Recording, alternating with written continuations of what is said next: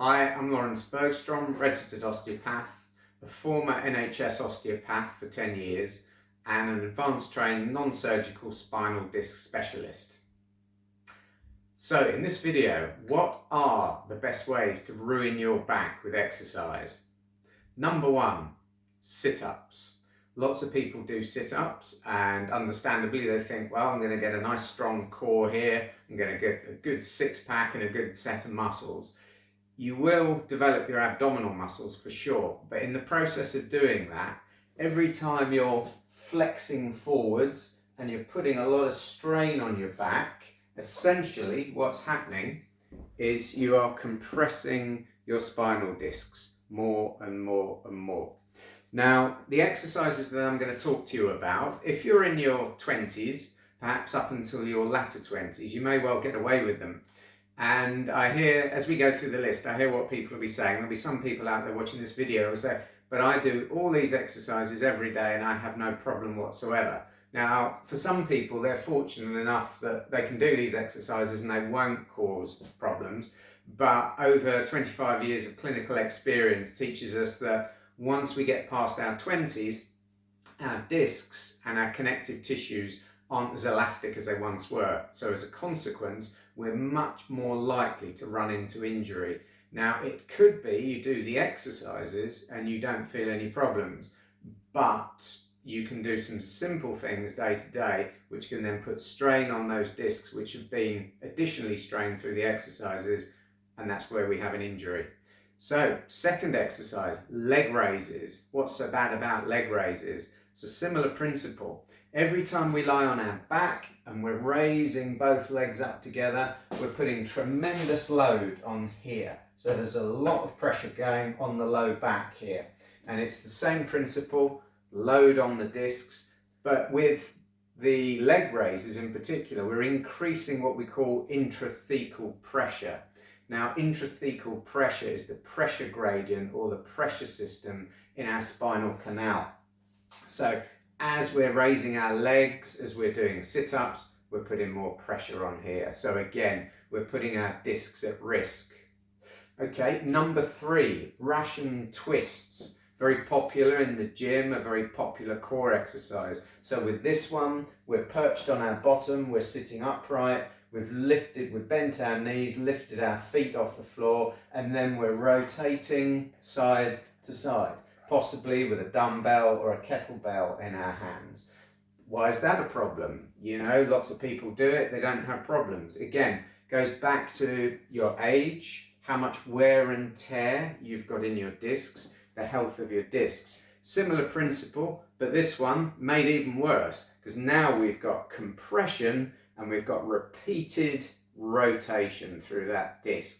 So it's a little bit like putting your disc on, well, something like a pestle and mortar that, you know, maybe if you're a keen chef, you'll use that in the kitchen to make your pesto or something like that. So that's what's happening to your disc, okay? You're basically turning your disc into pesto. So you're compressing it and you're grinding the disc, or like a pepper grinder. So there are a couple of culinary references there for you. Right, next one, windshield wipers. That's an Americanism.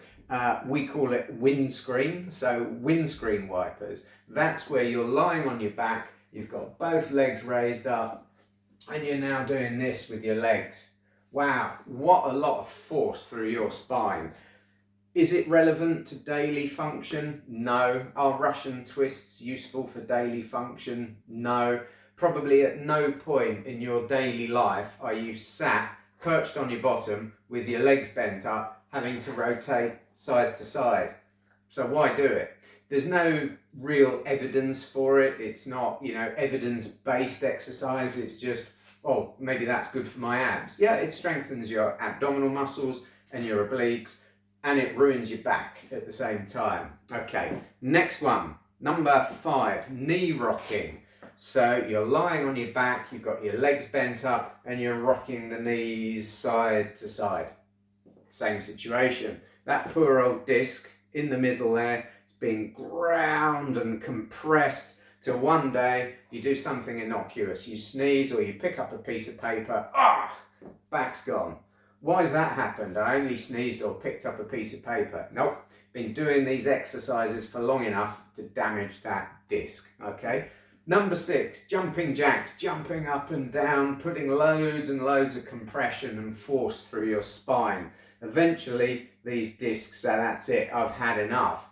And again, it's quite often something innocuous, or you might have a workout in the gym, you feel a little bit of a twinge in your back, 24 hours later, 72 hours later, you're in a world of woe, you're in misery now because you've got a lot of pain in your back. Didn't seem to make sense, you were just going through your usual workout.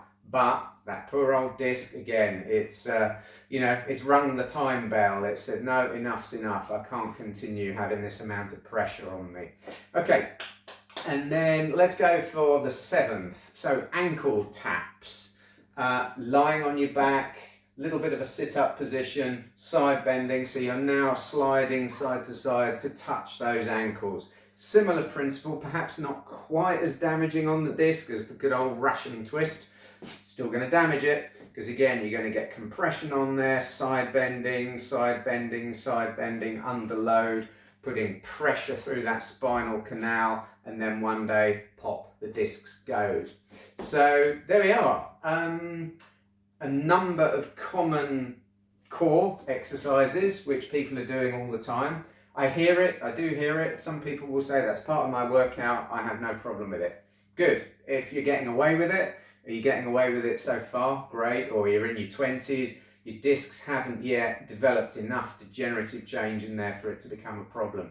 You know, you might have some people in their 70s and their 80s doing these exercises, and they're fortunate that their discs are compensating sufficiently and managing well enough. So, you know, it isn't entirely based on age, but what we do know cumulatively over time, these discs, along with other tissues in our body, they do start to develop more wear and tear. So we need to train them and strengthen them intelligently, and it's not a one size fits all. Okay, I hope you found this video of some interest.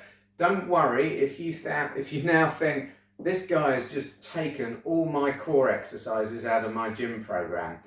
Stay tuned, there'll be another video and we're going to show you the exercises that are safe for you to do for your core. All right? Okay, thanks for watching.